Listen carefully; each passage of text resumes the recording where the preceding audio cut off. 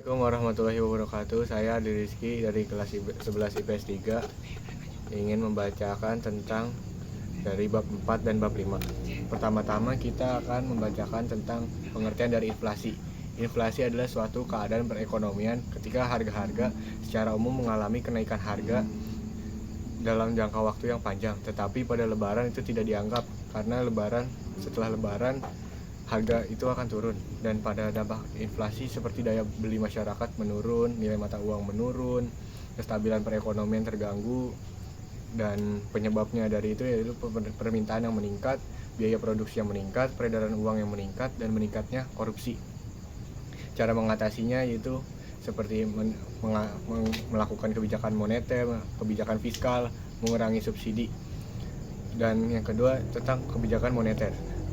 Kebijakan moneter adalah keputusan yang diambil oleh pemerintah dalam rangka menunjang aktivitas ekonomi melalui berbagai hal yang berkaitan dengan penerapan jumlah peredaran uang di Indonesia atau di masyarakat.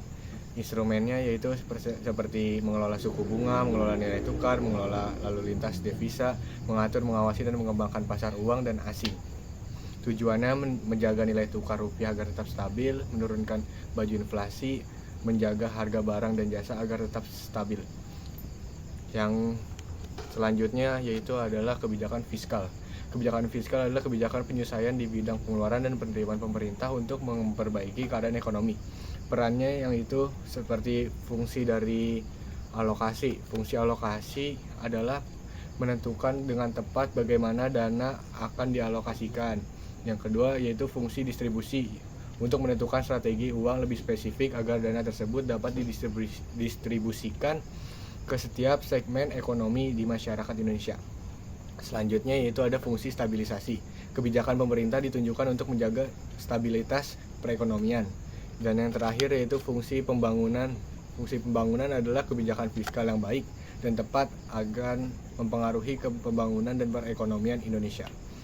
Selanjutnya adalah adanya APBN. APBN adalah singkatan dari Anggaran Pendapatan dan Belanja Negara, menjadi alat pemerintah untuk mengelola perekonomian negara.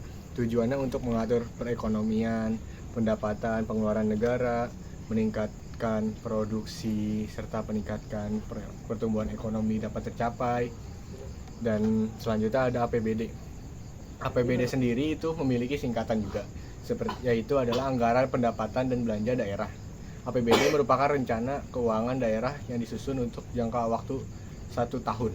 Tujuannya membantu pemerintah, dalam hal ini pemerintah daerah, mencapai tujuan fiskal, meningkatkan pengaturan atau koordinasi setiap bagian-bagian yang berada pada lingkungan pemerintah. Yang selanjutnya, yang terakhir adalah ekonomi makro dan mikro. Ekonomi makro adalah ekonomi yang mempelajari perekonomian secara keseluruhan, termasuk kinerja, perilaku, hingga proses pengambilan keputusan.